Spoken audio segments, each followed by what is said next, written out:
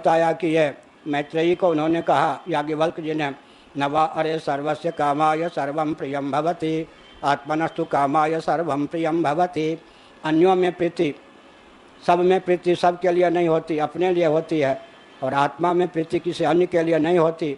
आत्मा पर प्रेमास्पद है। तब पंचदशी कारण ने कहा, यह तो प्रत्यक्ष प्रमाण से सिद्ध है, श्रुति होने पर भी स्वतंत्र रब नहीं है। तो इस श्रुति का आखिर तात्पर्य क्या है? पंचदशी कार विद्यारण्य स्वामी ने बताया कि अनात्मा प्रपंच शेष है, आत्मा शेषी है। यही हुआ। अनात्मा प्रपंच में प्रीति अपने लिए है, अपने में प्रीति किसी अनात्म वस्तु के लिए नहीं है, पराक वस्तु के लिए नहीं है। इससे सिद्ध हुआ कि आत्मा शेषी है, जगत शेष है। शेषी होकर शेष की दास्ता न स्वीकार करे। क्या पत्नी पतिव्रता हो ये तो बढ़िया है, उसके पातिव्रत का, उसकी सेवा का, उसके सब भोजन आदि का पूरा ध्यान रखना पति का दायित्व है। लेकिन पत्नी में समासक्त हो जाए तब फिर पत्नी पति बन जाती है, पति ही पत्नी बन जाता। ऐसे पुरुष होकर पत्नियों की कमी नहीं है भारत में। पत्नी ही शासन करती है, उठ तो उठ, बैठ तो बैठ। पत्नी के प्रति प्रेम मर्यादा में ठीक है, लेकिन इतनी आसक्ति हो जाए तो जो समझ लेता है कि मुझ में आसक्त हैं, बच्चा भी समझ जाएगा ना कि पिताजी मुझ में अत्यंत आसक्त हैं, बच्चा ही पिता बन जाता है, फिर वो नचाने लगता है। इसीलिए जो हमसे प्रेम करता है उसके प्रति भी अनासक्ति रखेंगे तो उसका प्रेम टूटेगा नहीं, उसका भी उद्धार होगा। उसमें हम प्रेम करने लग गए तो फंस जाएंगे। इसीलिए कहा, पति में पति के लिए प्रेम नहीं, अन्यों में अन्य। तो शेषी होकर शेष की दास्ता प्राप्त न करें, इसमें इस श्रुति का तात्पर्य है। ऐसा विद्यारण्य स्वामी जी का भाव है। वो पंचदशी का स्मरण हुआ। नवारे सर्वस्य कामाय सर्वं प्रियं भवति, आत्मनस्तु कामाय सर्वं प्रियं भवति, आत्मा वार्य द्रष्टव्य श्रोतव्य मंतव्य निधिध्यासितव्य।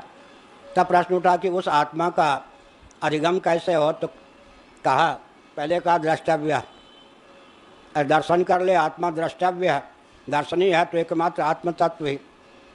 तब प्रश्न उठा, आँख फाड़ने पर भी तो दिखाई पड़ने वाला आत्म तत्व नहीं है, वो कोई घटपट आदि के समान दृश्य तो नहीं है। आत्म साक्षात्कार तो बहुत कठिन है ना। आवृत्त चक्षु, कठोपनिषद आदि का वचन है। पलट गई मोरी नयन पुतरिया आवृत्त चक्षु, यदा पंचावतिष्ठन्ते ज्ञानानि मनसा सह। विषयों से उपरामता हो ज्ञानेंद्रियों की, वो ज्ञानेंद्रियाँ फिर क्या हो जाए? मन में सन्निहित हो जाए, मन भी बुद्धि में सन्निहित हो जाए, बुद्धि भी चिदाभास में सन्निहित हो जाए, और चिदाभास में सन्निहित होकर के बुद्धि चिदाभास से अतीत चिद्रूप आत्म तत्व के श्रवण मनन निधिध्यासन में संलग्न हो जाए। काम राज्य क्या है? ऊपर की धारा, नीचे चिदाभास बुद्धि में अनुरक्त, बुद्धि मन में अनुरक्त, मन इंद्रियों में अनुरक्त, इंद्रियां विषय में अनुरक्त। ये काम राज्य है। एक अध्यक्ष थे कांग्रेस के, कामराज थे ना अध्यक्ष। हाँ, बड़ी कृपा थी उनकी देश पर। गोभक्तों को भुनवाने के लिए दक्षिण से फौज वही लाए थे, अर्धसैनिक बल। और एक मंत्री जो हरियाणा से फौज लाए थे, अर्धसैनिक बल। 1500 गोभक्तों को गोपाष्टमी के दिन 7 नवंबर 1966 के दिन भुनवाया था। एक एक राजनेता ऐसे देश में हुए हैं कि प्रधानमंत्री की संतुष्टि के लिए गोभक्तों को भी नहीं, निरपराध प्रवचन सुन रहे गोभक्तों को कम से कम 1500 संख्या में मरवा दिया। हमको गोली नहीं लगी, लेकिन अश्रुगैस से बेहोश तो मैं भी हो गया था। किसी संत को, इतना ही याद है, किसी संत ने उठा लिया, बच्चा था, और एक पार्क में जाके रख दिया। थोड़े कितने समय बाद बेहोशी टूटी है पता नहीं। फिर एक दिन बाद फिर सत्याग्रह में अरेस्ट हुआ। 52 दिनों तक गोरक्षा के तिहाड़ जेल में बंद रहा हूँ। सन 66 की बात। तो हमने एक संकेत किया, कामराज यही है, चिदाभास बुद्धि की ओर प्रवाहित हो जाए, बुद्धि मन की ओर, और मन जो है इंद्रियों की ओर, इंद्रियां जो हैं विषय की ओर। अब विषय से उपराम हो जाए इंद्रियां, इंद्रियों की तादात्म्यपत्ति मन में, मन का रुख बुद्धि की ओर हो जाए, बुद्धि चिदाभास का आलंबन लेकर भगवत तत्व के श्रवणादि में संलग्न हो जाए। तो द्रष्टव्य आत्मदर्शन फल है, उसका क्रमिक साधन है श्रोतव्य। श्रुति अधिक दायित्व नहीं देती, कोमल होती है। दर्शन कर ले बेटा, दर्शन कर ले बेटी, दर्शन कर ले। पत्नी, तुम में क्षमता हो तो आत्म तत्व का दर्शन कर ले। दर्शन तो नहीं कर पा रही हूँ, घटपट आदि का नाम तो आत्मा है ही नहीं। अच्छा, दर्शन नहीं कर पा रही हो या कर पा रहे हो तो श्रवण कर ले। श्रवण से भी काम नहीं बना, क्योंकि संशय बना रह गया। अगर श्रवण से ही काम बन गया, नायम सर्पो रज्जुरियम, मामसी प्रस्थान विवरण प्रस्थान, नायम सर्पो रज्जुरियम, या सर्प नहीं है, यह तो रस्सी है, सुनने मात्र से रज्जु तत्व का अधिगम हो गया तो बहुत अच्छी बात। नहीं तो लोक में क्या कहते, नादान बेटे हो, अनसुनी करने वाला है, सुने या नहीं, सुने या नहीं का अर्थ क्या है, कान से तो सुना ही, समझा या नहीं, तात्पर्य निर्धारण किया या नहीं, मैंने जो तुम्हें बताया उसके अनुसार काम करने के लिए तुम उद्यत हो या नहीं।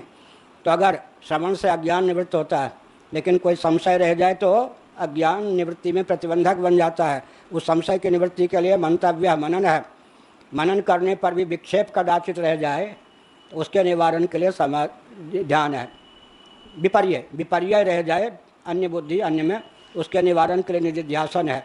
निधिध्यासन के बाद भी कदाचित विक्षेप शेष रह जाए तो समाधि है। इस प्रकार से द्रष्टव्य से समाधि को भी लेते हैं। उस समाधि में इसीलिए अन्नपूर्णोपनिषद के 5वें अध्याय में कहा गया है, समाधि संबित उत्पत्ति पर जीवैकतम प्रति, जीव और ब्रह्म के प्रति एकत्व की संबित का नाम समाधि है। तो द्रष्टव्य फल है, दर्शन फल है, उसको पहले कर दिया। क्यों कर दिया, दर्शन कर ले, ऐसी क्षमता नहीं है तो श्रवण कर ले, श्रवण से भी काम नहीं चला तो मनन कर ले, श्रवण मनन से भी काम नहीं चला तो निधिध्यासन कर ले। अर्थात उपक्रमोपसंहारादि सर्वविध लिंगों के द्वारा समग्र वेदांतों का महातात्पर्य ब्रह्मात्म तत्व के एकत्व विज्ञान में सन्निहित है। इस अचंचल निश्चय का नाम श्रवण है। क्या कहा, उपक्रमोपसंहारादि सर्वविध लिंगों के द्वारा समग्र वेदांतों का तात्पर्य आत्मा की ब्रह्म रूपता और ब्रह्म की आत्मा रूपता और आत्मा स्वरूप ब्रह्म में, ब्रह्म स्वरूप आत्मा में प्रकृति की सहित प्रपंच की अध्यक्षता में सन्निहित है। इस अचंचल बोध का नाम श्रवण है। ऐसा ना हो तो शुद्ध पदार्थ को आत्मसात करने के लिए मनन करना चाहिए, आगमिक युक्तियों के द्वारा मनन करना चाहिए। पंचदशी के प्रथम प्रकरण के अनुसार प्राप्त ज्ञान सत कैसे है, चित कैसे है, सच्चित होने के कारण आत्मा कैसे है, आत्मा होने के कारण परप्रेमास्पद कैसे है, परप्रेमास्पद होने के कारण आनंद स्वरूप कैसे है, और इस प्रकार यह आत्म तत्व सच्चिदानंद है। फिर लक्षण साम्य से वस्तु साम्य के आधार पर आत्मा की ब्रह्मरूपता सिद्ध है। पंचदशी के प्रथम प्रकरण का यह सारांश। तो यही हुआ निधिध्यासितव्य। समय भी हो गया तो कहा आत्मा व अरे द्रष्टव्य श्रोतव्य मंतव्य निधिध्यासितव्य है। मैत्रेयात्मनो व अरे दर्शनेन, सुनो मैत्रेय जी, आत्मा के दर्शन से, श्रवण से, मत्या माने मनन से, विज्ञानेन निधिध्यासन के परिपक्व फल से इदम सर्वम विदितम, यह सब विदित हो जाता है। जैसे रज्जु के विज्ञान से सर्प, धारा, माला, भूषित, दंडादि उसमें परिकल्पित तत्वों का बाध हो जाता है। जैसे मृत्तिका के बोध से घटादि पदार्थों का अधिगम हो जाता है। जैसे इसी प्रकार से समझना चाहिए कि सुवर्ण के ज्ञान से कटक, मुकुट, कुंडलादि सुवर्णाभूषणों का परिज्ञान हो जाता है। इसी प्रकार सर्वाधिष्ठान प्रत्यगात्मा स्वरूप ब्रह्मात्म तत्व के विज्ञान से प्रकृति सहित प्रपंच का विज्ञान हो जाता है। अर्थात आत्मा को सर्वात्मा रूप अधिष्ठान स्वरूप जानकर कृतार्थ हो जाता है।